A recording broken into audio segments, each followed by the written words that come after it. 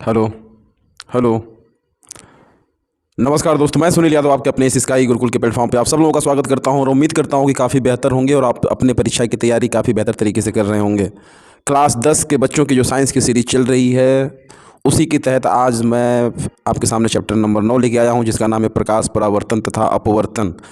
जिसको प्रकाश यानी जिसको कहते हैं लाइट, रिफ्लेक्शन एंड रिफ्रैक्शन, परावर्तन तथा अपवर्तन। चैप्टर नंबर 9 को देखेंगे, इससे जुड़े जितने भी ऑब्जेक्टिव प्रश्न हैं वो देखेंगे।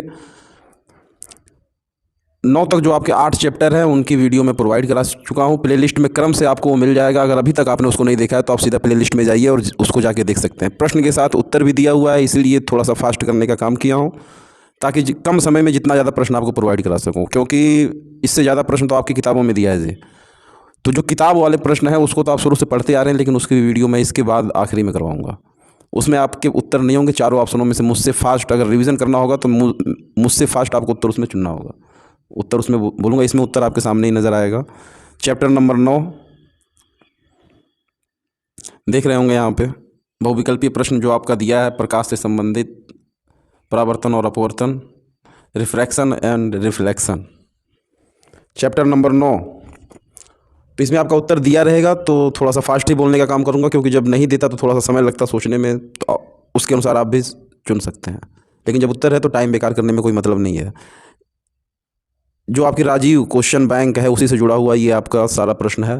इसके बाद जैसे ही ये कंप्लीट होगा तुरंत आपका मैं जो किताब है उसी से जुड़े प्रश्न आपको प्रोवाइड कराऊंगा, और वो आपके लिए रिवीजन के लिए सबसे बेहतर भी रहेगा, क्योंकि बहुत ज़्यादा प्रश्न है आपकी बुक में। अगर उसको भी आप तैयार करते हैं तो क्वेश्चन बैंक की ज़रूरत आपको नहीं पड़ेगी, लेकिन अगर लिए हैं तो भी आप उसको पढ़ सकते हैं, नहीं भी है तो आप इस वीडियो का सहारा ले सकते हैं। देखेंगे प्रश्न नंबर 1 को। एक चीज़ और कह दें आपसे कि अगर अभी तक आपने इसको सब्सक्राइब नहीं किया तो सबसे पहले सब्सक्राइब करिए, बगल में ऑल नोटिफिकेशन का आइकन आएगा, उस पर क्लिक करिए, और जितने भी आपके दोस्त हैं क्लास 10 के बच्चे हैं उनके पास इसको शेयर भी कर दीजिए, ताकि उनको भी इसका लाभ मिल सके।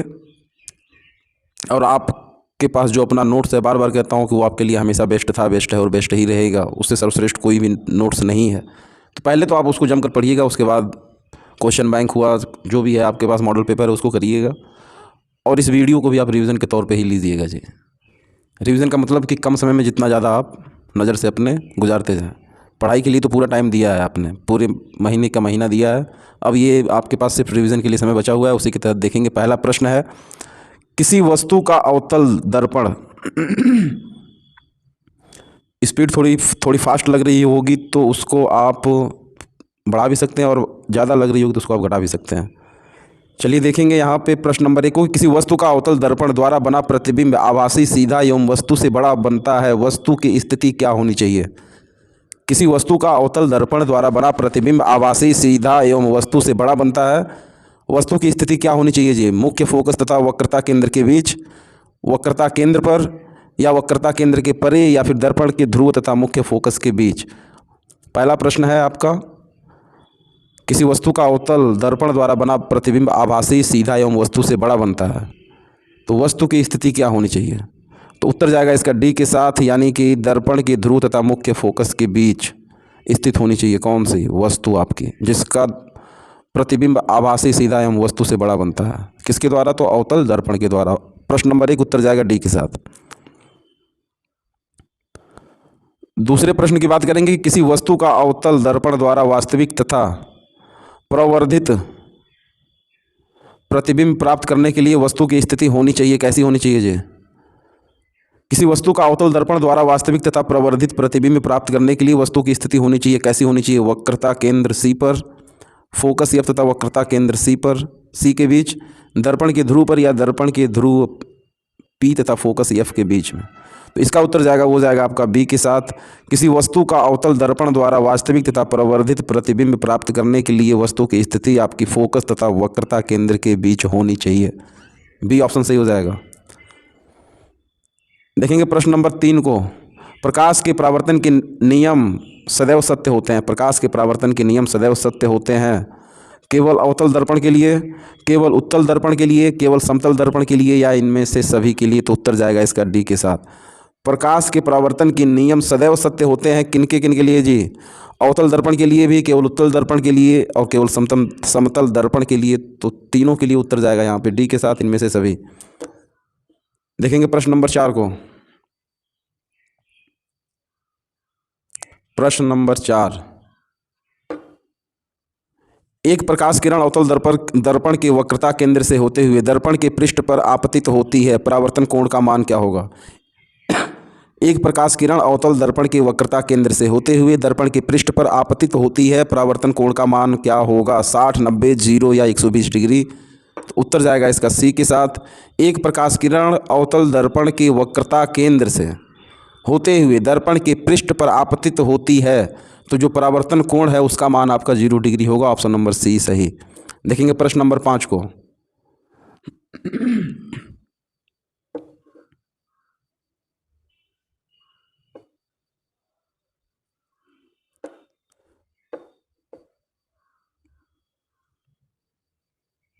प्रश्न नंबर 5 है जी।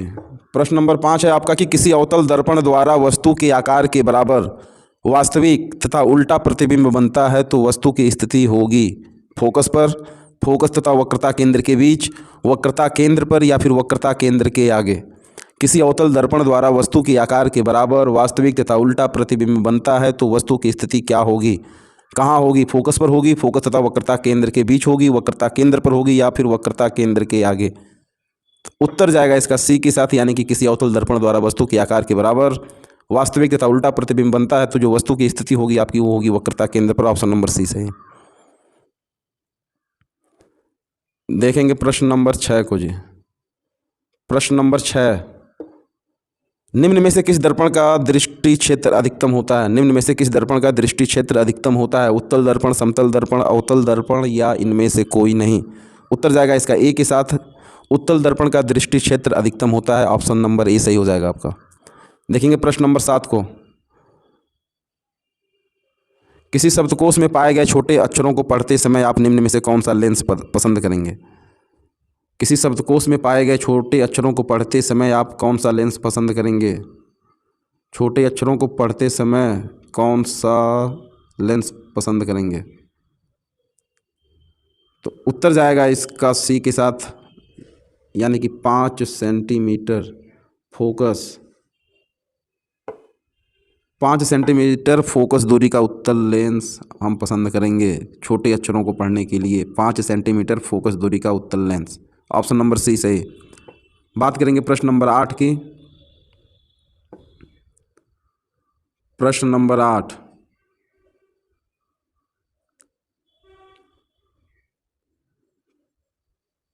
प्रश्न नंबर 8, किसी गोलीय दर्पण तथा किसी पतले गोलीय लेंस दोनों की फोकस दूरियां प्रत्येक 15 सेंटीमीटर है। दर्पण तथा लेंस संभवतः है। किसी गोलीय दर्पण तथा किसी पतले गोलीय लेंस दोनों की फोकस दूरियां प्रत्येक 15 सेंटीमीटर हैं, तो दर्पण तथा लेंस संभवतः दोनों अवतल होंगे, दोनों उत्तल होंगे। दर्पण अवतल तथा लेंस उत्तल, दर्पण उत्तल तथा लेंस अवतल।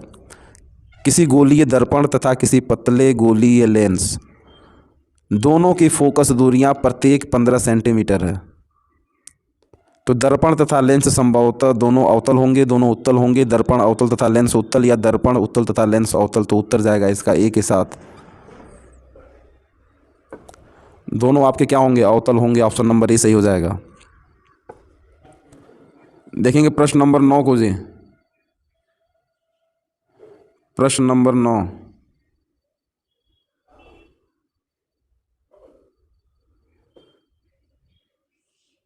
किसी लेंस की क्षमता की इकाई होती है, किसी लेंस की क्षमता की इकाई होती है मीटर प्रति मीटर, मीटर प्रति सेकेंड, या इनमें से कोई नहीं?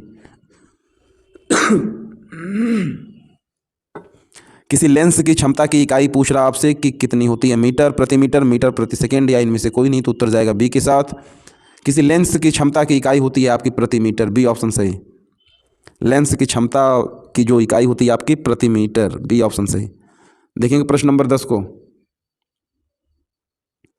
प्रश्न नंबर 10 क्या कह रहा है जी? आपसे कह रहा है कि किसी वस्तु का आवर्धित काल्पनिक प्रतिबिंब बन सकता है उत्तल लेंस द्वारा, उत्तल दर्पण द्वारा, अवतल दर्पण द्वारा, या फिर उत्तल लेंस और अवतल दर्पण द्वारा।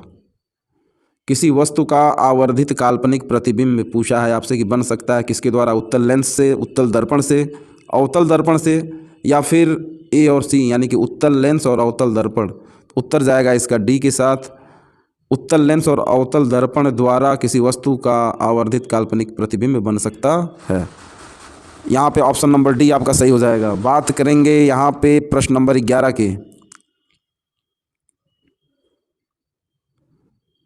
एक प्रकाश किरण किसी लेंस के भीतर स्थित किसी बिंदु से बिना किसी विचलन के गुजर जाती है, वह बिंदु लेंस का होगा, क्या होगा? एक प्रकाश किरण किसी लेंस के भीतर स्थित किसी बिंदु से बिना किसी विचलन के गुजर जाती है, वह बिंदु लेंस का होगा, क्या होगा जी? फोकस होगा, वक्रता केंद्र, प्रकाशिक केंद्र, या इनमें से कोई नहीं होगा। उत्तर जाएगा इसका सी के साथ। एक प्रकाश किरण किसी लेंस के भीतर स्थित किसी बिंदु से बिना किसी विचलन के अगर गुजर जाती है तो वह बिंदु लेंस का प्रकाशिक केंद्र होगा। ऑप्शन नंबर सी सही। बात करेंगे प्रश्न नंबर 12 कीजिए। प्रश्न नंबर 12, एक अवतल लेंस प्रयोग में आता है किस रूप में? एक अवतल लेंस प्रयोग में आता है आवर्धक लेंस के रूप में, कार के पीछे की ओर की वस्तुओं को देखने के लिए, निकट दृष्टि दोष को दूर करने के लिए चश्मों में, या फिर साधारण कैमरों में। तो उत्तर जाएगा इसका सी के साथ। एक अवतल लेंस प्रयोग में आता है निकट दृष्टि दोष को दूर करने के लिए चश्मों में। सी ऑप्शन सही जी। देखेंगे प्रश्न नंबर 13 को। एक लेंस की क्षमता 2.5 डायोप्टर है, लेंस की फोकस दूरी तथा प्रकृति क्या होगी?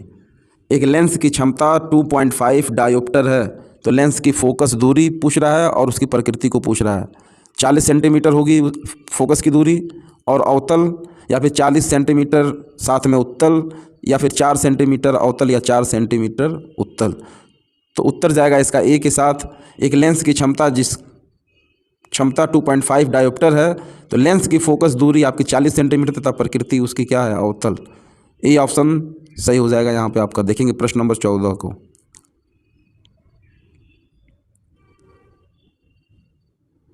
प्रकाश की चाल माध्यम 1 और माध्यम 2 में क्रमशः V1 तथा V2 है, तो माध्यम 1 का अपवर्तनांक माध्यम 2 के सापेक्ष होता है, क्या होगा? प्रकाश की चाल माध्यम 1 और माध्यम 2 में क्रमशः V1 तथा V2 है, तो माध्यम 1 का अपवर्तनांक माध्यम 2 के सापेक्ष होगा V1/V2, V2/V1, V1 × V2, या फिर V1 + V2। तो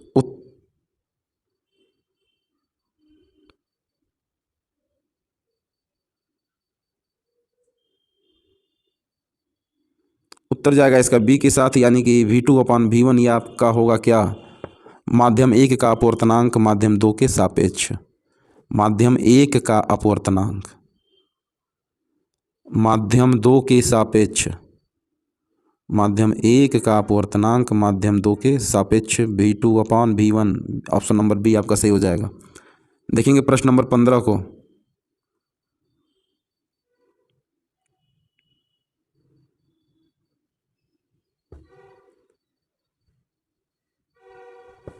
एक गोलीय दर्पण की वक्रता त्रिज्या 30 सेंटीमीटर है, इसकी फोकस दूरी क्या होगी जी? एक गोलीय दर्पण की वक्रता त्रिज्या 30 सेंटीमीटर है, इसकी फोकस दूरी क्या होगी? 10 सेंटीमीटर, 15, 30 या 60। तो उत्तर इसका जाएगा बी के साथ। एक गोलीय दर्पण की वक्रता त्रिज्या 30 सेंटीमीटर है, तो इसकी फोकस दूरी आपकी कितनी होगी? 15 सेंटीमीटर। ऑप्शन नंबर बी आपका सही। देखेंगे प्रश्न नंबर 16 को।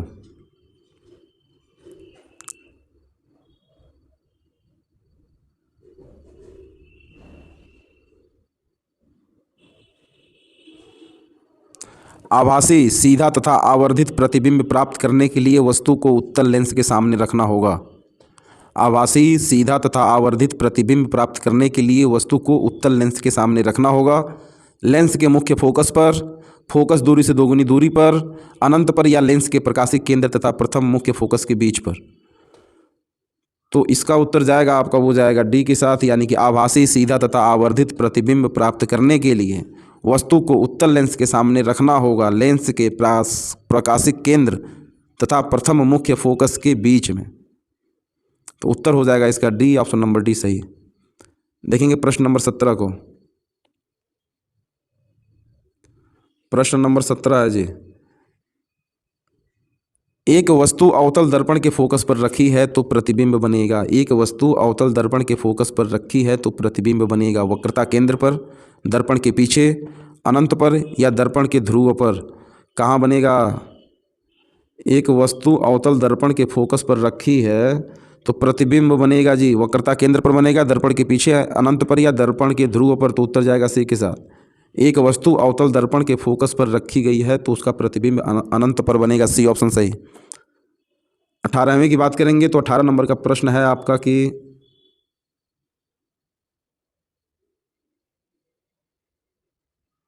प्रकाश की चाल किस माध्यम में न्यूनतम होगी जी? प्रकाश की चाल किस माध्यम में न्यूनतम होगी? हीरा, जल, कांच और केरोसिन। उत्तर जाएगा इसका ए के साथ। जो प्रकाश की चाल है आपकी वो हीरा माध्यम में न्यूनतम होगी, ई ऑप्शन सही। बात करेंगे प्रश्न नंबर 19 की।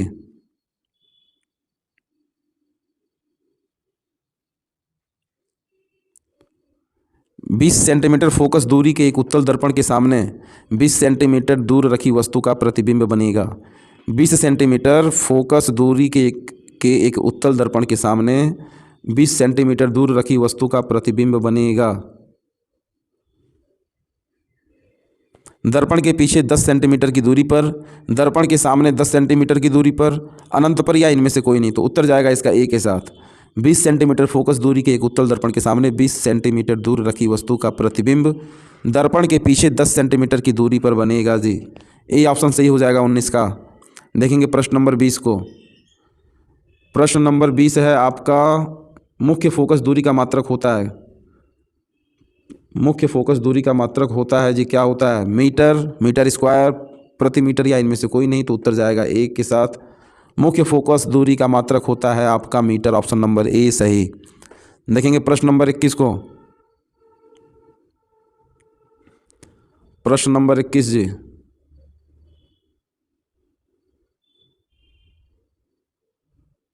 प्रश्न नंबर 21। एक प्रकाश किरण एक पारदर्शी माध्यम से दूसरे पारदर्शी माध्यम में गुजरती है।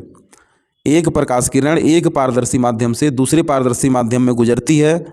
अपवर्तन कोण का मान आपतन कोण से कम होगा यदि किरण गुजरती है किस माध्यम से किस माध्यम में? एक प्रकाश किरण एक पारदर्शी माध्यम से दूसरे पारदर्शी माध्यम में गुजरती है। अपवर्तन कोण का मान आपतन कोण से कम होगा, कब होगा ये पूछा है आपसे। तो सघन माध्यम से बिरला माध्यम में जब किरण गुजरेगी तब, विरल माध्यम सघन माध्यम से विरल माध्यम में, विरल माध्यम से सघन माध्यम में, सघन तथा विरल माध्यम की सतह पर, या फिर दोनों माध्यम समान हैं। तो उत्तर जाएगा इसका बी के साथ। एक प्रकाश किरण एक पारदर्शी माध्यम से दूसरे पारदर्शी माध्यम में गुजरती है। अपवर्तन कोण का मान आपतन कोण से कम होगा जब विरल माध्यम से सघन माध्यम में किरण आपकी गुजरेगी तब। तो बी ऑप्शन यहाँ पे सही हो जाएगा। देखेंगे अगले प्रश्न को। प्रश्न नंबर 22 है जी।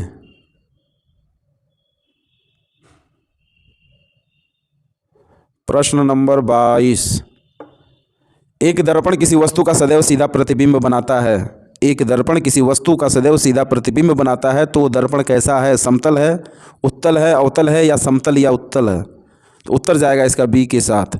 एक दर्पण किसी वस्तु का सदैव सीधा प्रतिबिंब बनाता है तो वह दर्पण आपका समतल या उत्तल, डी ऑप्शन सही, यानी दोनों से सीधा प्रतिबिंब तो बनेगा, डी ऑप्शन सही।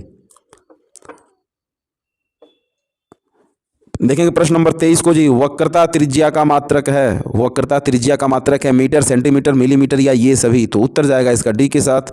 वक्रता त्रिज्या का मात्रक है आपका ये सभी, मीटर भी है, सेंटीमीटर भी है और मिलीमीटर भी है, तो ऑप्शन नंबर डी आपका सही हो जाएगा। देखेंगे प्रश्न नंबर 24 को। प्रश्न नंबर 24।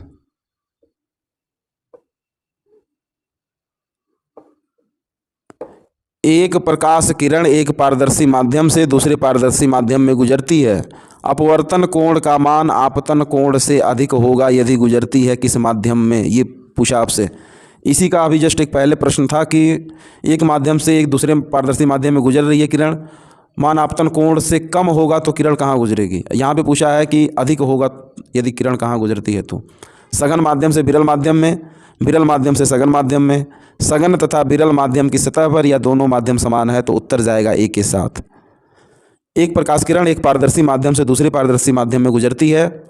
अपवर्तन कोण का मान आपतन कोण से अधिक हो जाता है कब? जब यह किरण सघन माध्यम से विरल माध्यम में गुजरती है तब। ऑप्शन नंबर ए आपका सही। देखेंगे प्रश्न नंबर 25 को जी। प्रश्न नंबर 25, अवतल लेंस किसी वस्तु का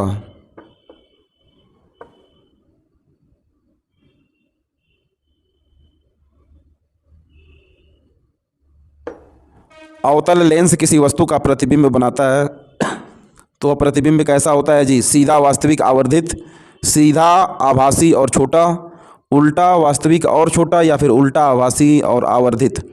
अवतल लेंस किसी वस्तु का प्रतिबिंब बनाएगा तो वो कैसा बनेगा? सीधा, वास्तविक, आवर्धित, सीधा, आभासी या छोटा, उल्टा, वास्तविक या छोटा, या फिर उल्टा, आभासी और आवर्धित। तो उत्तर जाएगा इसका बी के साथ। अवतल लेंस किसी वस्तु का प्रतिबिंब बनाता है तो वो कैसा बनता है? सीधा, आभासी और छोटा। बी ऑप्शन सही। 26 नंबर की बात करेंगे। एक दर्पण की वक्रता त्रिज्या 40 सेंटीमीटर है तो उसकी फोकस दूरी क्या होगी? तो एक दर्पण की वक्रता त्रिज्या 40 सेंटीमीटर है तो उसकी फोकस दूरी आपकी होगी ऑप्शन नंबर ए, यानी कि 20 सेंटीमीटर। देखेंगे प्रश्न नंबर 27 को जी। प्रश्न नंबर 27,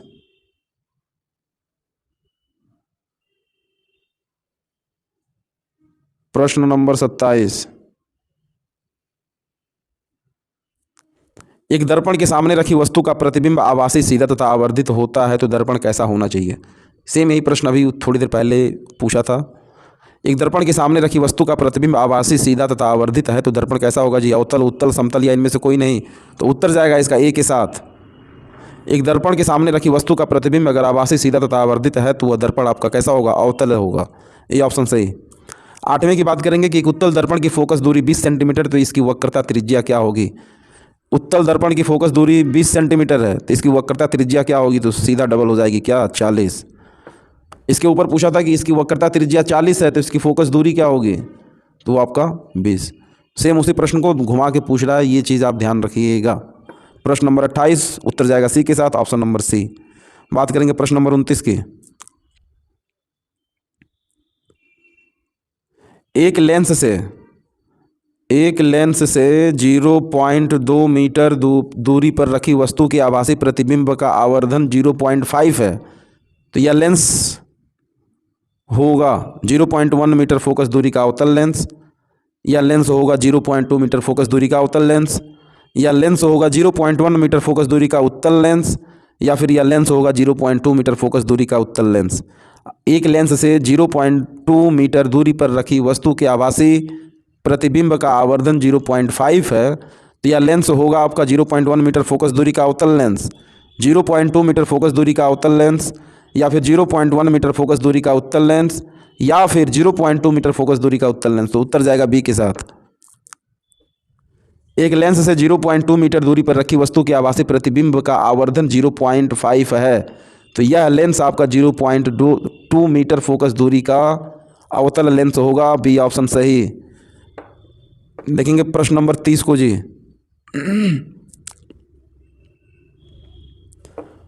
प्रश्न नंबर 30, किस दर्पण के सामने किसी वस्तु को रखने पर उसका प्रतिबिंब वास्तविक, उल्टा व आकार में छोटा बनेगा?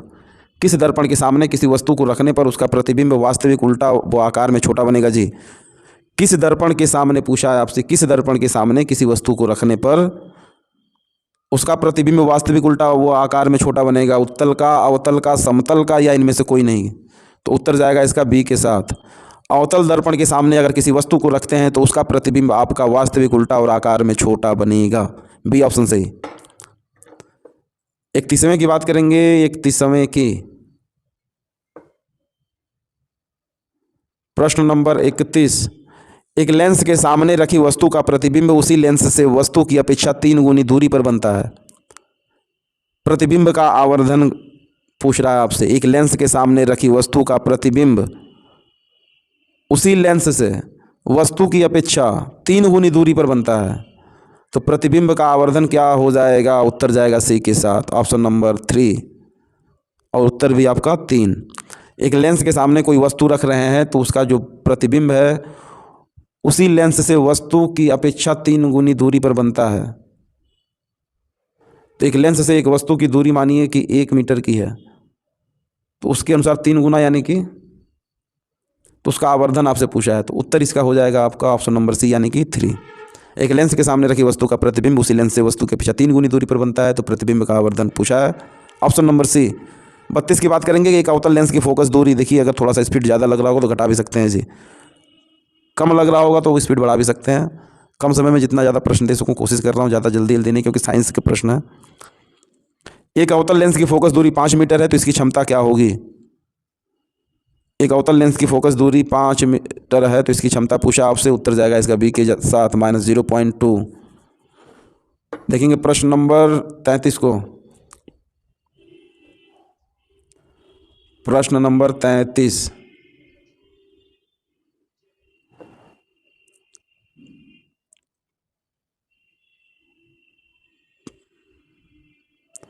प्रकाश का वेग किस माध्यम में सबसे अधिक होगा जी? प्रकाश का वेग पूछा है आपसे, किस माध्यम में सबसे अधिक होगा? वायु में, जल में, कांच में या निर्वात में? प्रकाश का वेग किस माध्यम में सबसे अधिक होगा? तो उत्तर जाएगा डी के साथ, प्रकाश का वेग निर्वात में सबसे अधिक होगा। देखेंगे प्रश्न नंबर 34 को।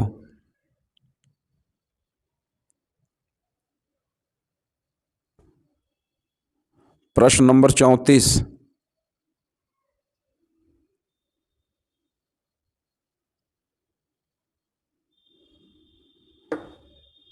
किसी बिंब का वास्तविक तथा समान आकार का प्रतिबिंब प्राप्त करने के लिए बिंब को उत्तल लेंस के सामने कहाँ रखा जाए?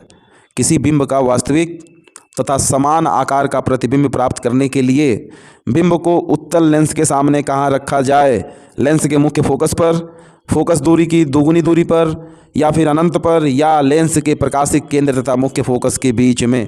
तो उत्तर जाएगा इसका बी के साथ। किसी बिंब का वास्तविक तथा समान आकार का प्रतिबिंब अगर आपको चाहिए तो बिंब को उत्तल लेंस के सामने फोकस दूरी की दोगुनी दूरी पर रखना पड़ेगा। उत्तर जाएगा बी के साथ। देखेंगे प्रश्न नंबर 35 को। कांच का अपवर्तनांक अधिकतम होता है जी, कांच का अपवर्तनांक अधिकतम होता है हरे प्रकाश के लिए, बैंगनी रंग के लिए, लाल रंग के लिए या पीले रंग के लिए? उत्तर जाएगा इसका बी के साथ। कांच का अपवर्तनांक अधिकतम होता है बैंगनी रंग के लिए, बी ऑप्शन सही। देखेंगे प्रश्न नंबर 36, निर्वात में प्रकाश की चाल 3 × 10⁸ मीटर पर सेकेंड है, तो कांच में प्रकाश की चाल क्या होगी? अपवर्तनांक आपका 1.5 है। 4 ऑप्शन है, इसको आप सॉल्व करिएगा। 4.5 × 10⁸ मीटर पर सेकेंड, 2.0 × 10⁶ मीटर पर सेकेंड, 3.0 × 10⁶ मीटर पर सेकेंड, या 2.0 × 10 मीटर पर सेकेंड। निर्वात में प्रकाश की चाल आपकी 3 × 10⁸ मीटर पर सेकेंड है, तो कांच में प्रकाश की चाल क्या होगी ये पूछा था। उत्तर इसका हो जाएगा आपका डी, 2.0 × 10⁸ मीटर पर सेकेंड, डी ऑप्शन सही, 36 नंबर। देखेंगे प्रश्न नंबर 37 को जी। प्रश्न नंबर 37, यदि दो माध्यमों की संपर्क सतह पर कोई प्रकाश की किरण अभिलंबवत आपतित होती है तो अपवर्तन कोण का मान क्या होगा? यदि दो माध्यमों की संपर्क सतह पर कोई प्रकाश की किरण अभिलंबवत आपतित होती है तो अपवर्तन कोण का मान क्या होगा? 0 डिग्री, 45 डिग्री, 60 डिग्री या 90 डिग्री? उत्तर जाएगा इसका पहले के साथ। यदि दो माध्यमों की संपर्क सतह पर कोई प्रकाश की किरण अभिलंबवत आपतित होती है तो अपवर्तन कोण का मान आपका 0 डिग्री होगा, ये ऑप्शन सही।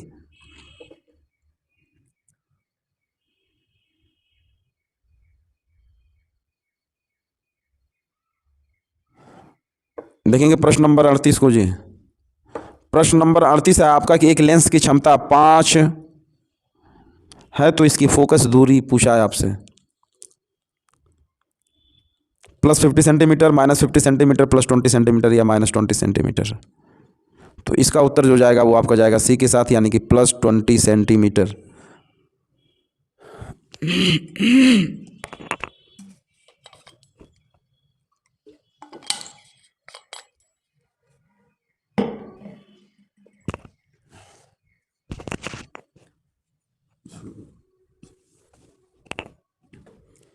प्रश्न नंबर 39 है आपका कि समतल दर्पण द्वारा निर्मित प्रतिबिंब का आवर्धन होता है एक से कम, एक से अधिक या अनंत? तो उत्तर जाएगा इसका पहले के साथ। समतल दर्पण द्वारा निर्मित प्रतिबिंब का आवर्धन होता है आपका 1, ऑप्शन नंबर ए सही हो जाएगा। 40वें की बात करेंगे तो उत्तल दर्पण से बनने वाले प्रतिबिंब की प्रकृति होगी, कैसी होगी जी? वास्तविक व सीधा, आभासी व सीधा, आभासी व उल्टा, या वास्तविक व उल्टा? उत्तर जाएगा इसका बी के साथ। उत्तल दर्पण से बनने वाले प्रतिबिंब की जो प्रकृति होगी आपकी, वो होगी आभासी होगी और सीधा। प्रश्न नंबर 41 देखेंगे तो चंद्रमा से देखने पर आकाश दिखाई देता है कैसा? बैगनी, नीला, काला या सफ़ेद? चंद्रमा से देखने पर आकाश कैसा दिखाई देता है जी? बैगनी, नीला, काला या सफ़ेद? उत्तर जाएगा सी के साथ। चंद्रमा से देखने पर आकाश जो आपका है वो दिखाई देता है काला। सी ऑप्शन सही। बात करेंगे प्रश्न नंबर 42 की। पूर्ण आंतरिक परावर्तन के लिए आवश्यक शर्त होती है, क्या शर्त होती है पूर्ण आंतरिक परावर्तन के लिए?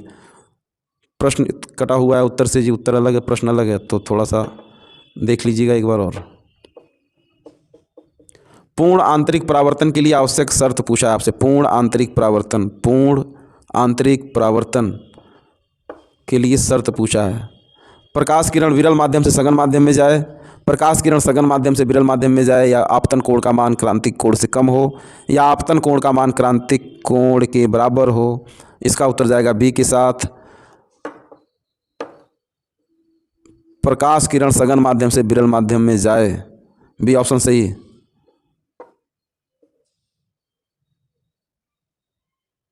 पूर्ण आंतरिक परावर्तन के लिए जो आवश्यक शर्त है आपकी, पूर्ण आंतरिक परावर्तन के लिए जो आवश्यक शर्त है आपकी वो है प्रकाश किरण। पूर्ण आंतरिक परावर्तन के लिए जो आवश्यक शर्त है आपकी वो है प्रकाश किरण सघन माध्यम से विरल माध्यम में जाए, बी ऑप्शन सही। देखेंगे प्रश्न नंबर 43 को। प्रश्न नंबर 43 जी। एक उत्तल दर्पण की फोकस दूरी 15 सेंटीमीटर है, इसके द्वारा वस्तु का प्रतिबिंब अधिक से अधिक दूरी बनेगा। एक उत्तल दर्पण की फोकस दूरी 15 सेंटीमीटर है, तो इसके द्वारा वस्तु का प्रतिबिंब अधिक से अधिक दूरी पर बनेगा। कितने दूर बनेगा? अनंत पर, 15 सेंटीमीटर पर, 30 सेंटीमीटर पर, या 50 सेंटीमीटर पर? तो उत्तर जाएगा इसका बी के साथ। एक उत्तल दर्पण की फोकस दूरी 50 सेंटीमीटर है, तो इसके द्वारा वस्तु का प्रतिबिंब अधिक से अधिक 15 सेंटीमीटर दूर बनेगा, बी ऑप्शन सही। बात करेंगे प्रश्न नंबर 44। इससे मतलब नहीं कि आप दर्पण से कितनी दूर खड़े हैं, इससे मतलब नहीं कि आप दर्पण से कितनी दूर खड़े हैं, आपका प्रतिबिंब सीधा दिखाई देता है। संभवतया दर्पण कैसा होगा? केवल समतल, केवल अवतल, केवल उत्तल, या तो समतल या उत्तल? तो उत्तर जाएगा इसका डी के साथ। अगर आपका प्रतिबिंब सीधा दिखाई देता है और ये नहीं है कि आप दर्पण से कितनी दूरी पर खड़े हैं, तो वो दर्पण आपका या तो समतल हो सकता है या उत्तल, डी ऑप्शन सही। देखेंगे प्रश्न नंबर 45 को जी। समतल दर्पण की फोकस दूरी होती है 0, अनंत 25 सेंटीमीटर और -25 सेंटीमीटर। समतल दर्पण की फोकस दूरी पूछ रहा है आपसे, उत्तर जाएगा इसका बी के साथ। समतल दर्पण की फोकस दूरी होती है वो होती है आपकी अनंत, बी ऑप्शन सही। 46वें की बात करेंगे कि क्रांतिक कोण का मान अधिकतम होता है। क्रांतिक कोण का मान अधिकतम होता है किस रंग के लिए? बैंगनी रंग के लिए, लाल रंग के लिए, नीले रंग के लिए, या पीले रंग के लिए? तो उत्तर जाएगा इसका बी के साथ। क्रांतिक कोण का मान जो अधिकतम होता है आपका वो होता है लाल रंग के लिए, बी ऑप्शन सही है।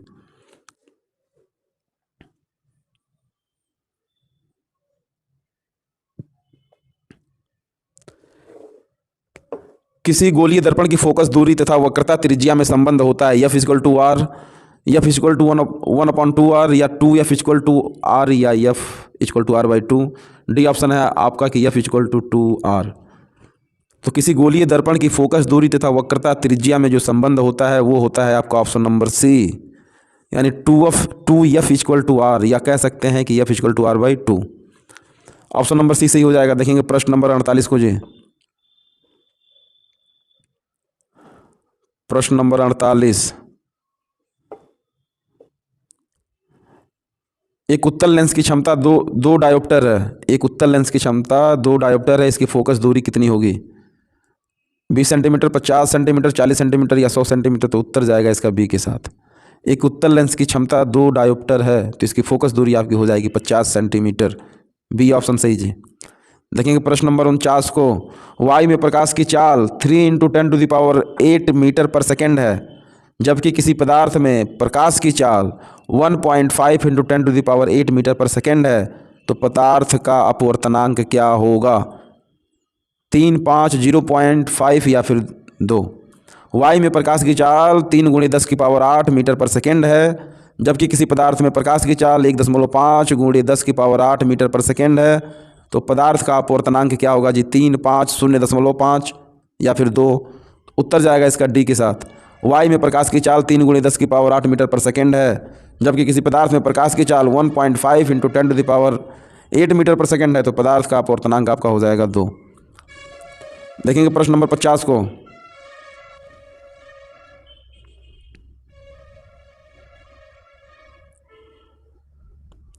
निम्न में से कौन सा पदार्थ लेंस बनाने के लिए प्रयुक्त नहीं किया जा सकता जी? निम्न में से कौन सा पदार्थ लेंस बनाने के लिए प्रयुक्त नहीं किया जा सकता? जल, कांच, प्लास्टिक या मिट्टी? उत्तर जाएगा इसका डी के साथ। मिट्टी है जिसको लेंस बनाने के लिए प्रयुक्त नहीं किया जा सकता, डी ऑप्शन सही। 51 नंबर की बात करेंगे। यदि वायु के सापेक्ष कांच का अपवर्तनांक 1.5 है तो कांच के सापेक्ष वायु का अपवर्तनांक क्या होगा? यदि वायु के सापेक्ष कांच का अपवर्तनांक 1.5 है तो कांच के सापेक्ष वायु का अपवर्तनांक क्या होगा? 3.0, 1.50, 0.75 या फिर 0.67? तो उत्तर जाएगा इसका डी के साथ। यदि वायु के सापेक्ष कांच का अपवर्तनांक 1.5 है तो कांच के सापेक्ष वायु का अपवर्तनांक 0.67 होगा और ऑप्शन नंबर डी आपका सही हो जाएगा।